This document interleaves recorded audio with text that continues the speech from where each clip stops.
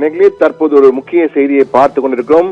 விரைவில் நடைபெற இருக்கும் ஆன்மீக மாநாட்டின் போது ஊரடங்கு உத்தரவை தமிழக அரசு பிறப்பித்தது என்ற பதிவு தற்போது வைரலாக பரவுகிறது. இது முழுக்க முழுக்க வதந்தியான ஒரு செய்தி. என்றால் பல ஆண்டுகளுக்கு முன் கொரோனா காலகட்டத்தின் போது சத்தியம் தொலைக்காட்சியிலே தமிழகத்தில் ஞாயிறன்று முழு ஊரடங்கு என்ற செய்தி வெளிவருவது அந்த காலத்திலே அமைச்சர் மா சுப்பிரமணியம் 4 ஆண்டுகளுக்கு முன்பு தெரிவித்த செய்தி. அந்த பழைய செய்தியை தற்போது எடுத்து ஸ்கிரீன்ஷாட்டாக எடுத்து அந்த செய்தியை தற்போதைய மாநாட்டின் பொழுது சத்தியம் டிவியில் ஒளிபரப்பா இருக்கிறது. இது போன்று தமிழக அரசு ஞாயிற்றுக்கிழமை முழு ஊரடங்கை பிறப்பித்திருக்கிறது என்ற வகையிலே தற்போதைய செய்தி போல் மாநாட்டுடன் தொடர்பு படுத்தி அந்த செய்தியை பரப்பிக் கொண்டிருக்கிறார்கள். இது முழுக்க முழுக்க தவறான செய்தி, வதந்தி என்பதை சத்தியம் டிவி மிக தெளிவாக தெரிவித்துக் கொள்கிறது.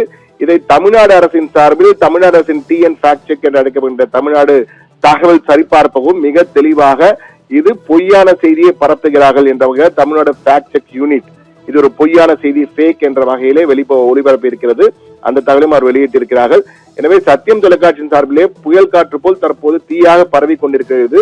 இது முழுக்க முழுக்க தவறான செய்தியை பழைய சத்தியம் டிவியில் ஒளிபரப்பான பழைய செய்தியை பல ஆண்டுகளுக்கு முன் கொரோனா காலகட்டத்திலே ஞாயிறன்று ஊரடங்கு பிறப்பிக்கப்பட்ட செய்தியை தற்போது பிறப்பிக்கப்பட்ட உத்தரவு போல் பரப்பிக் கொண்டிருக்கிறார்கள்.